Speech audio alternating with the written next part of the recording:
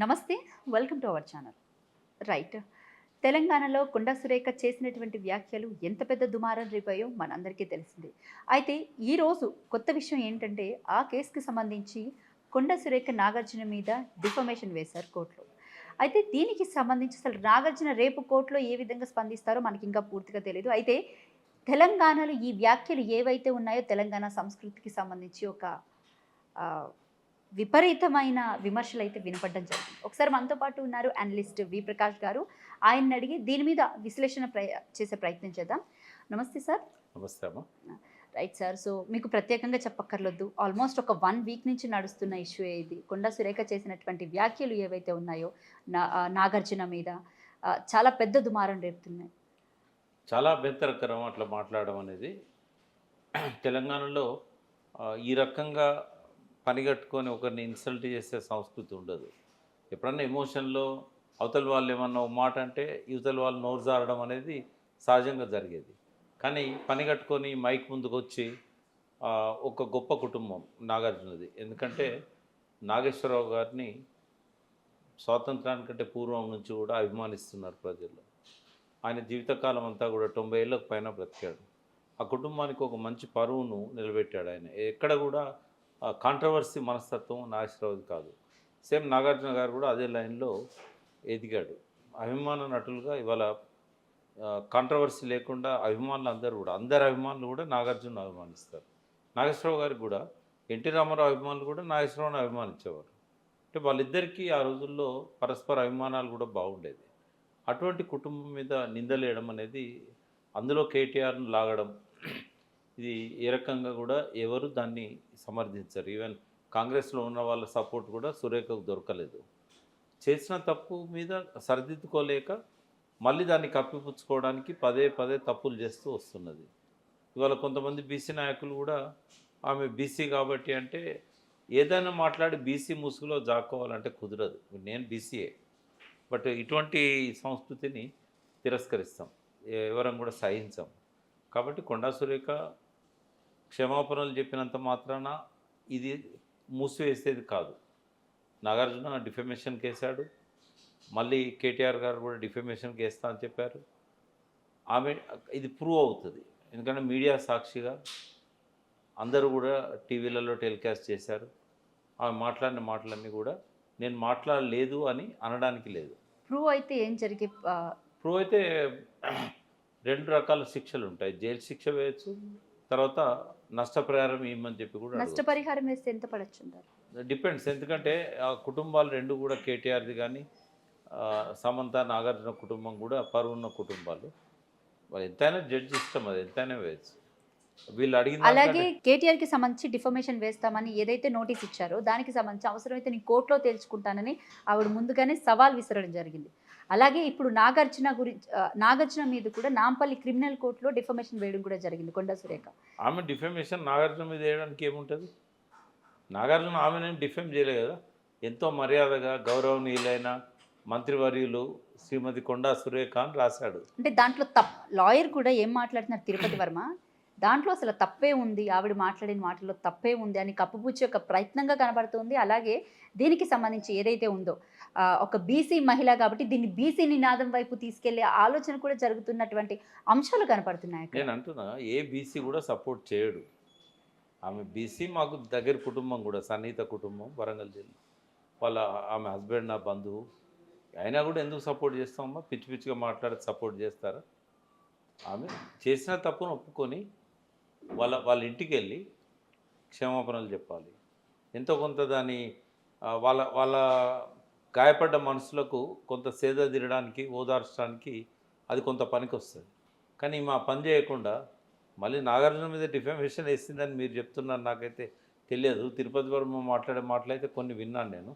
నాకు కంటిన్యూ చేయడం ఇష్టం లేక డిస్కనెక్ట్ చేశాను. ఎందుకంటే ఈమె అన్న మాటల్ని మళ్ళీ మీడియా ముందు ఆయన రిపీట్ చేస్తున్నాడు. అవును, ఇది ఇది అంటే ఆయన విజ్ఞతగా వదిలేద్దాం. ఎందుకంటే అడ్వకేట్ కాబట్టి, నేను అడ్వకేట్నే, కానీ అటువంటి పిచ్చి పని ఎప్పుడు చేయలేదు నేను. తిరుపతి వర్మ మీడియా ముందు ఆమె ఏమన్నదో A to Z ఆయన మళ్ళీ చెప్పడం, మళ్ళీ అది కూడా డిఫెమేషన్ అవుతుంది. ఇప్పుడు ఆయన మీద కూడా వేయచ్చు. ఎందుకంటే ఆయన మీడియా ముందు మళ్ళీ రిపీట్ చేయాల్సిన అవసరం ఉంది.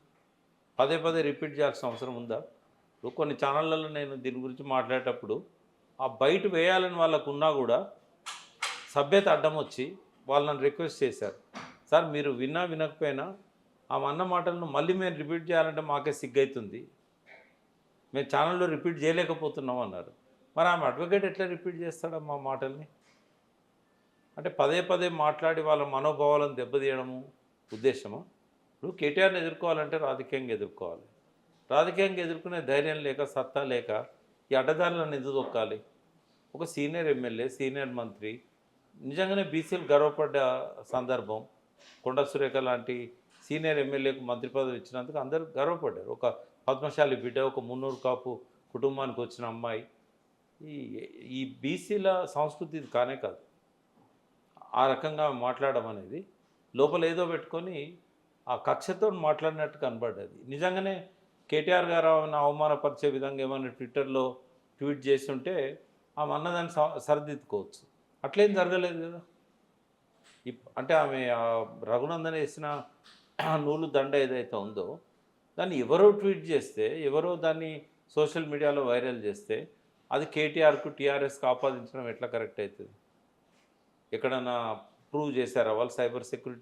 సైబర్ క్రైమ్ వాళ్ళు ఏమన్నా పోయి ఇది టీఆర్ఎస్ శ్రేణులలో ఎవరో ఒకరు చేశారు, ఫలానా దాని నుంచి వచ్చింది, ఐపీ అడ్రస్ ఇది, దీన్ని మీ వాళ్ళే చేశారని చెప్పి అట్లేమన్నా ఆరోపణ చేస్తే టీఆర్ఎస్ పార్టీ తరఫున వాళ్ళు స్పందించేవాళ్ళు.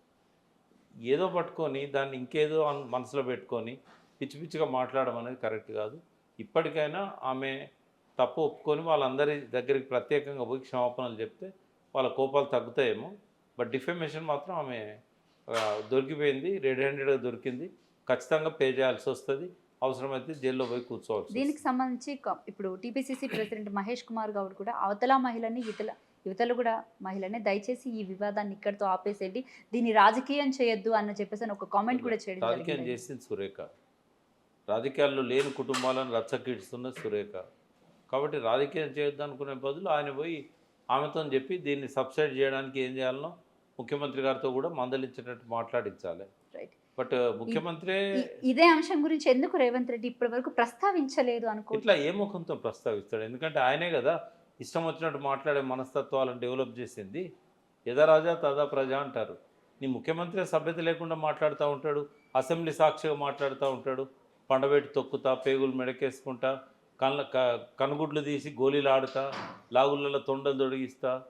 ఇటువంటి ముఖ్యమంత్రి ఉన్నప్పుడు మంత్రులు అట్లే ఉంటారు కదా. ఇంకా ఆయనకి ఏ మోఖం ఉంది ఆమెను డిఫెండ్ చేయడానికి కానీ సరిదిద్దడానికి కానీ ఆయనకు అర్హత ఉందా అసలు? ముఖ్యమంత్రి ముందు మార్చుకోవాలి తన భాషను. ఆయన మార్చుకుంటే మంత్రులను మందలించడానికి ఆయనకు ఒక అర్హత వస్తుంది. ఇప్పుడు ఆయనకు అర్హత ఎక్కన్నది ఆమెను మందలించడానికి. రైట్. ఇదే విషయానికి సంబంధించి రాహుల్ గాంధీ కూడా కొండా సురేఖ మీద సీరియస్గా ఉన్నట్టు తెలుస్తుంది. మీడియాలో చాలా చక్కర్లు కొడుతుంది ఈ వార్త. మీడియాలో వస్తున్నది, బట్ ఆయన అన్నట్టు ఎక్కడైతే ఆధారం లేదు. అనాల్సిన అవసరం అయితే ఉంది. నిజంగానే ఆయన దృష్టికి పోయినట్టయితే ఈ తెలుగు వర్షన్ ఇంగ్లీష్లో ట్రాన్స్లేట్ చేసి ఎవరైనా ఆయన దృష్టికి తీసుకెళ్ళినట్టయితే తప్పకుండా స్పందిస్తారు. సోనియా గాంధీ కానీ, రాహుల్ గాంధీ కానీ ఇటువంటి కోరు మంత్రి స్థాయిలో ఉన్న వాళ్ళు ఇట్లా మాట్లాడితే వాళ్ళేం దాన్ని సహిస్తారు, క్షమిస్తారని నేనైతే అనుకోవట్లేదు. తప్పకుండా చర్యలు తీసుకోమని చెప్తారు. ఈమె పోయి చెప్పుకోవాల్సి వస్తుంది ఎందుకన్నది. అంటే ఇలాంటి వ్యాఖ్యలకి ఇది వరకు ఎప్పుడైనా కూడా ఎమ్మెల్యేని కానీ మినిస్టర్ని కానీ ఎప్పుడైనా బర్తరఫ్ చేసిన దాఖలాలు ఉన్నాయంటారా? అంటే ఇంత సీరియస్ కామెంట్ చేసిన వాళ్ళు ఎవరు లేరు. దాని సివియారిటీ చాలా ఎక్కువ. ఇది కుటుంబాలను సర్వనాశనం చేసే మాటలు కదా అవి. బూతులు తిట్టడం వేరమ్మా. ఇప్పుడు ఆమె ఏదన్నా అన్పార్లమెంటరీ లాంగ్వేజ్ వాడింది అనుకోండి, దాన్ని పెద్దగా పట్టించుకోరు. కానీ మోరల్ క్యారెక్టర్ను దెబ్బతీసే విధంగా ఆపాదించడం, అది కూడా ఒక సీనియర్ మంత్రి ఇంకొక సీనియర్ మాజీ మంత్రి మీద ఆ మాటలు మాట్లాడడం, దానికి ఒక ప్రముఖ నటిని వాళ్ళ తెలుగు పరిశ్రమ అంతా కూడా సమంతకు ఒక గొప్ప గౌరవాన్ని ఇచ్చినాయి. ఆనాడు సావిత్రి సౌందర్య తర్వాత మళ్ళీ ఆ రకమైన పాత్రలలో అటువంటి నటనను అభినయాన్ని చూపెట్టిన ఒక గొప్ప నటి సమంత. హుందాగా నటిస్తుంది ఆమె మీద ఎటువంటి చిల్లర కామెంట్స్ లేవు. అటువంటి నటిని, అది కూడా మచ్చలేని నాగేశ్వరరావు కుటుంబం, ఎవరు సాధిస్తారమ్మా ఇవి?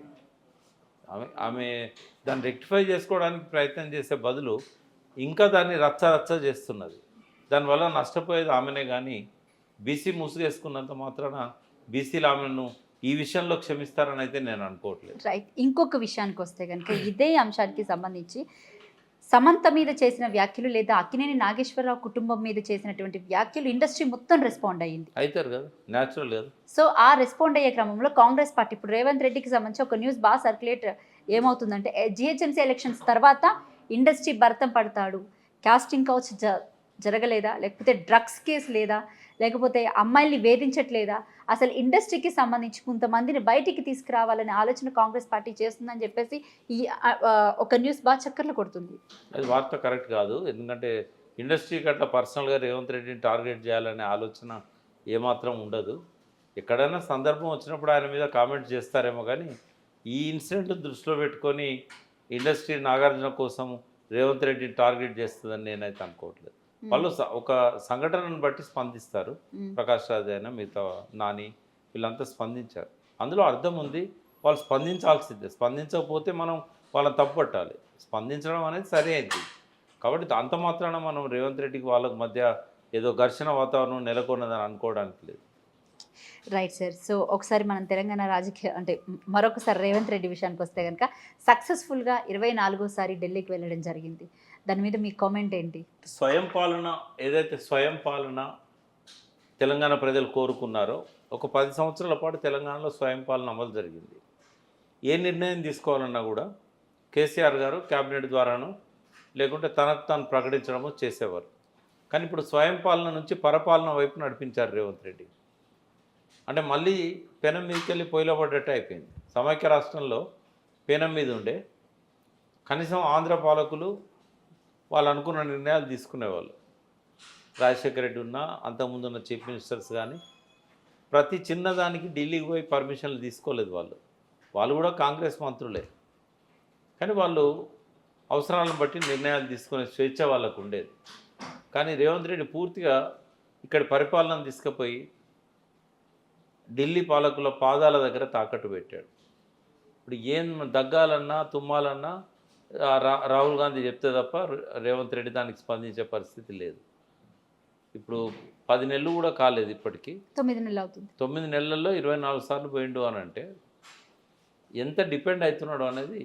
సరే, ఇవాళ ఏమన్నా కేంద్రంలో హోంశాఖ ఆధ్వర్యంలో జరిగిన ముఖ్యమంత్రుల సమావేశాల వరకు దాన్ని మనం పర్మిట్ చేయొచ్చు, దానికోసం పోయిందంటే అర్థం చేసుకోవచ్చు.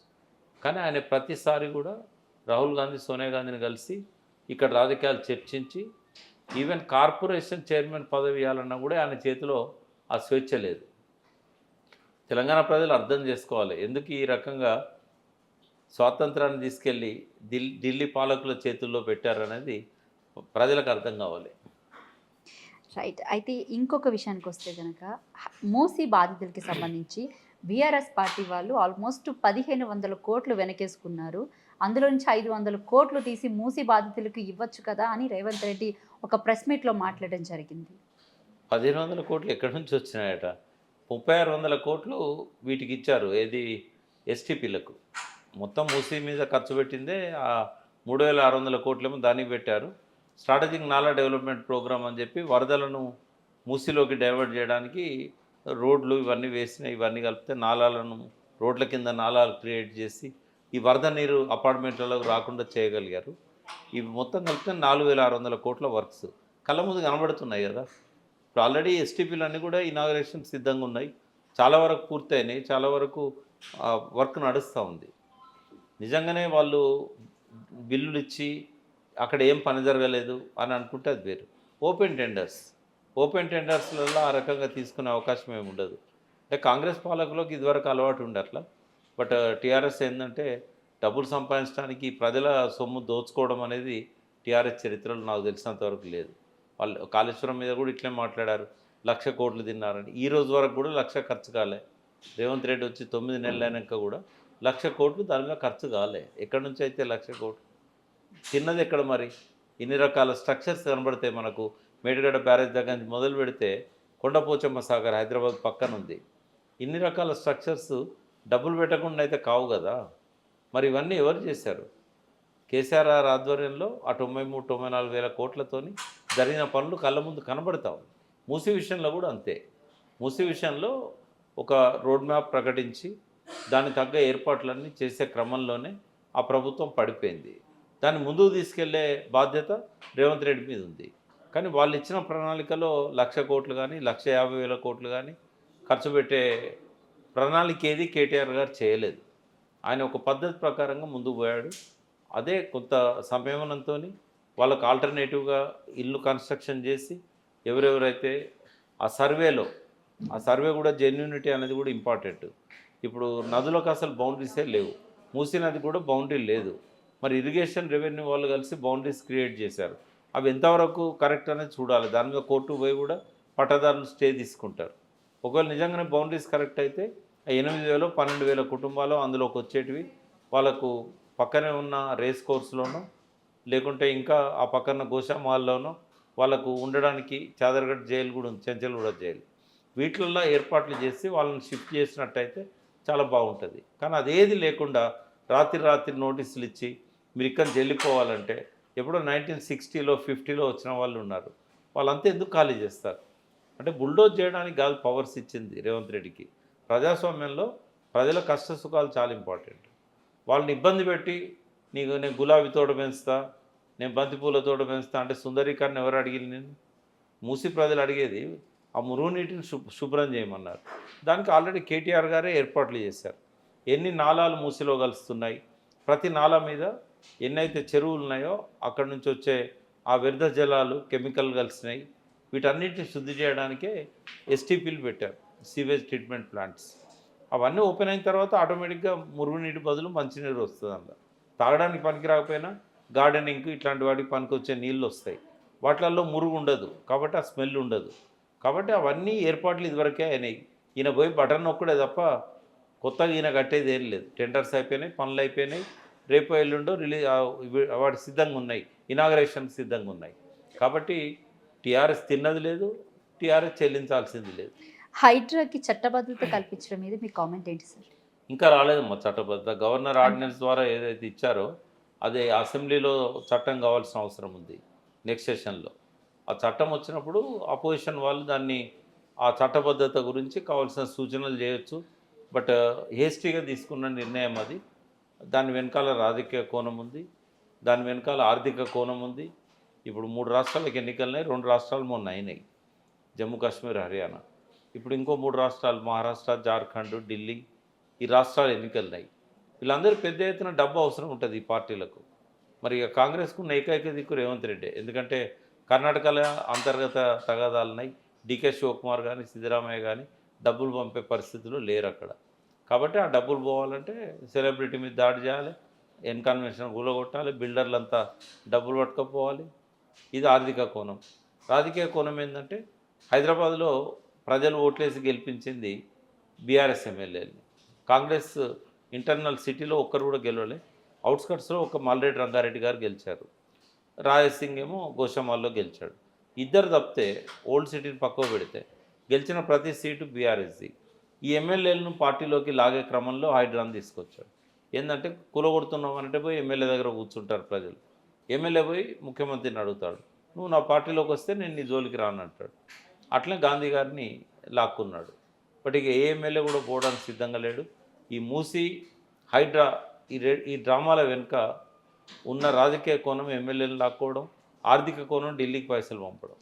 రానున్న జిహెచ్ఎంసీ ఎన్నికలు ఏవైతే ఉన్నాయో దానికి సంబంధించి 4 కార్పొరేషన్ నలుగురు మేయర్లు పోటీ చేస్తారని చెప్పేసి ఒక కామెంట్ చేయడం జరిగింది కోమటిరెడ్డి వెంకటరెడ్డి గారు. సో దాన్ని 4 మేయర్లు అంటే 4 మేయర్లు అంటే 4 కార్పొరేషన్ విభాగాలుగా దాన్ని చేస్తారేమో. ఎందుకంటే గ్రేటర్ హైదరాబాద్ మున్సిపాలిటీని బయట ఉన్న కొన్ని కార్పొరేషన్లు ఉన్నాయి, తర్వాత మున్సిపాలిటీలు ఉన్నాయి, వీటన్నిటిని కలిపే ఆలోచన ఉంది రేవంత్ రెడ్డి గారికి.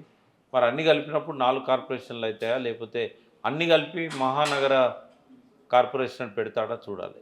ఇంతవరకు అయితే ఏమీ బయటికి రాలేదు. ఓకే. అండ్ ఇదే విషయానికి సంబంధించి ఏదైతే ఈ హైడ్రా వల్ల జిహెచ్ఎంసీ ఎన్నికల్లో ఏదైనా కాంగ్రెస్ పార్టీకి ఓటింగ్ పర్సెంటేజ్ అసలు ఎలా ఉంటుంది అనుకుంటున్నారు? తుడిచిపెట్టుకపోతుంది కాంగ్రెస్ పార్టీ. ఇప్పటికిప్పుడు ఎన్నికలు పెట్టినా పోతుంది, ఇంకా 4 రోజుల తర్వాత పెట్టినా పోతుంది. వచ్చిన మంచి అవకాశాన్ని రేవంత్ రెడ్డి హైడ్రా మీద మంచి ఒపీనియనే ఉందని చాలా మంది చెప్తున్నారు సార్. ఎవరికి ఉంది మంచి ఒపీనియన్? ప్రజల్లో కూడా ఎక్కడ వ్యతిరేకత లేదు అంటున్నారు. ఎవరికన్నా మంచి ఒపీనియన్ ఉంటే వాళ్ళు పోలింగ్ బూత్లోకి వచ్చి ఓట్లేసే వాళ్ళు కాదు. వాళ్ళు బంజారా హిల్స్ జూబ్లీహిల్స్లో కూర్చొని చేసి అంటే ఎవరైతే రాంగ్ ప్రాపగండా చేస్తున్నారో వాళ్ళంతా బీఆర్ఎస్ పార్టీ లీడర్సే అని అంటున్నారు మళ్ళీ. బీఆర్ఎస్ ప్రతిఘటిస్తుంది. బీఆర్ఎస్ కార్యకర్తలే కావాలని వాంటెడ్‌గా చేస్తున్నారు తప్ప హైడ్రా మీద ఎక్కడ ఎలాంటి ప్రజల్లో అసలు ఎట్లాంటి వ్యతిరేకత నేనే లేదు అని నేనే చెప్పేసి నేనే కామెంట్స్ చేస్తున్నారు. నేనేం స్వయంగా బీఆర్ఎస్ రేవంత్ రెడ్డి చెప్పాడు ఈ మాట. నేనేం బీఆర్ఎస్ కాదు ఇప్పుడు. నేను ఒకప్పుడు పార్టీ వ్యవస్థాపకుడిని. ఇప్పుడు ఈక్వల్గా నేను బీఆర్ఎస్ అయినా ఇంకో పార్టీ అయినా అన్నిటి సమాన దూరంలో ఉన్నా. నేనైతే స్పష్టంగా చెప్తున్నా, ప్రజలను ఇబ్బంది పెట్టే ఏ పని కూడా మంచిది కాదు. ఇంత హేస్టీగా చేయాల్సిన అవసరం లేదు. సంకల్పం మంచిది, మూసి అయినా హైడ్రా అయినా. బట్ అమలు చేయడానికి ఇంత తొందరపాటు అక్కర్లేదు. ప్రజలను ఇబ్బంది పెట్టకుండా కూడా వాటిని అచీవ్ చేయొచ్చు. కేసీఆర్ కేసీఆర్ ప్రభుత్వానికి ఒక మానవ కోణం, హ్యూమన్ ఫేస్ అనేది ఉండేది. ఆయన ఏం చేసినా కూడా ప్రజలు బాధపడద్దు అనేది ఆయన సెంట్రల్ ఐడియాగా ఉండేది. రేవంత్ రెడ్డికి ఆ కోణం లేదు. ఎవరినైనా హింసించి ఇబ్బంది పెట్టి తన పని నెగ్గించుకోవాలనేది రేవంత్ రెడ్డి ప్రభుత్వానికి ఉన్న కోణం. కాబట్టి ప్రజలు ఈక్వల్గానే రియాక్ట్ అవుతారు.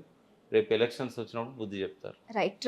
రైతు రుణమాఫీకి వస్తే 30% మాత్రమే జరిగిందన్న ఆరోపణ గట్టిగా ఇటు ప్రతిపక్ష నేతలు కూడా ఆరోపిస్తున్నారు. అలాగే ఖరీఫ్ టైం అయిపోయింది, యాసంగికి కూడా ఈసారి రైతు బంధు వచ్చే అవకాశం లేదు అని చెప్పేసి అని అంటే అంటున్నారు. రైతులు అనుకుంటున్నది ఏంటంటే ఈయన 15,000 ఇస్తానంటే మనం మోసపోయినాము. 15,000 ఇవ్వకపోయినా పర్లేదు, అదివరకు ఇచ్చిన 5,000 ఇచ్చినా కూడా మంచిదే కదా. ఇప్పుడు ఖరీఫ్కి ఇవ్వలేదు, యాసంగికి ఇవ్వడానికి డబ్బులు లేవు ఆయన దగ్గర. రుణమాఫీ ఆయన ఎంతమందికి ఇచ్చాడని లెక్కలే చెప్తున్నాయి. 42,000 కోట్లు ఖర్చు అయ్యే కాడ ఆయన ఇచ్చింది 18,000 కోట్లు. అది ఎంత పర్సెంటేజ్ అవుతుంది? Less than 50%. మరి ఈ రకంగా ఇచ్చి ప్రజలను సాటిస్ఫై చేస్తా అనుకుంటే పొరపాటు అది. రూరల్లో అయినా అర్బన్లోనైనా ప్రజల్లో ఇవాళ వ్యతిరేకత కొని తెచ్చుకుంటున్నాడు రేవంత్ రెడ్డి. అది ఎంతకాలం సస్టైన్ అవుతుంది? ఈయన మళ్ళీ ఇంకేమన్నా వాళ్ళని మెస్మరైజ్ చేసే పథకాలు కొత్తవి తీసుకొస్తాడా? పాత అయితే అమలు చేయట్లేదు. 6 గ్యారంటీలు విఫలమయ్యాయి. 100 రోజులు అన్నారు, 300 రోజులు అయిపోయినా కూడా వాటిని అమలు చేసే పరిస్థితి కనబడతలేదు.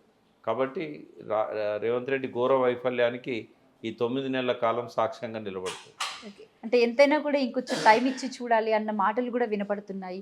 ప్రభుత్వం దగ్గర డబ్బులు లేవు కాబట్టి వాళ్ళు ఇచ్చిన హామీలన్నీ కూడా అంటే అలవగాని హామీలు ఇచ్చినా సరే ఎంతో కొంత అమలు చేస్తున్నారు కదా అన్న మాట కూడా వినబడుతుంది. సో దాని మీద మీ విశ్లేషణ ఏంటి? అప్పులు కూడా చేశాడు కదా.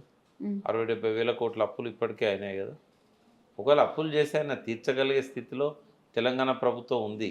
ఎందుకంటే రాబడులు పెరిగాయి. ఈ అప్పులు ఆదాయ మార్గాలను పెంచుకోవడానికి, ప్రొడక్టివిటీని పెంచడానికి ఉపయోగపడితే మంచిది. కానీ అప్పులను తీసుకుపోయి సంక్షేమ పథకాలకు ఇచ్చినట్టయితే ఉపయోగం లేదు. ఎందుకంటే గతంలో ఈ ప్రభుత్వం చేసిన అప్పులన్నీ కూడా అభివృద్ధి కోసం వాడాడు. కాళేశ్వరం కోసం కావచ్చు, ఇంకో దాని కోసం కావచ్చు. బట్ సంక్షేమ పథకాల కోసం అప్పులు చేస్తే మాత్రం అది మీద పడుతుంది. అప్పులు ఇవాళ అమెరికా కూడా ఉన్నాయి. ఇవాళనే మాస్క్ ప్రకటన వచ్చింది. ఎవరైతే అని పేరేంటి, ఎలన్ మస్క్. ఆయన ఏమన్నాడు, వడ్డీలకు ఉన్న అప్పులకే $1 ట్రిలియన్ కట్టాల్సి వస్తుంది. ఇవాళ అమెరికా రాబడిలో 75% అప్పులకే పోతున్నది అన్నాడు. పూర్తిగా ఆర్థికంగా దివాలా తీసే స్థితికి అమెరికా చేరుకుంటుందని చెప్పాడు. ఆ దుస్థితి తెలంగాణకు లేదు ఇప్పటికీ. రేవంత్ రెడ్డి కావాలని చెప్పి అప్పులను అప్పుల గురించి పదే పదే మాట్లాడుతూ రేవంత్ రెడ్డి ఈ ప్రభుత్వాన్ని ఇంకా అంటే ప్రభుత్వం మీద ఒక అప్రతిష్ట పాలు చేసే కార్యక్రమం జరుగుతూ ఉంది. రేపు డెవలప్మెంట్ యాక్టివిటీ అనేది నా రాష్ట్రం అప్పుల పాలైందంటే ఎవడొచ్చి పెట్టుబడి పెట్టాడు. కాబట్టి తన దివాలా తీయడానికి తనే కారణమవుతున్నాడు. రైట్. మరొక విషయం అంటే ఏంటంటే సార్, హైడ్రాకి సంబంధించి ఇప్పుడు ఈ హైడ్రా తీసుకొచ్చిన తర్వాత చాలామంది హైదరాబాద్లో పెట్టుబడులు పెట్టడానికి బేసిక్గా ఆలోచిస్తున్నారు. అవును.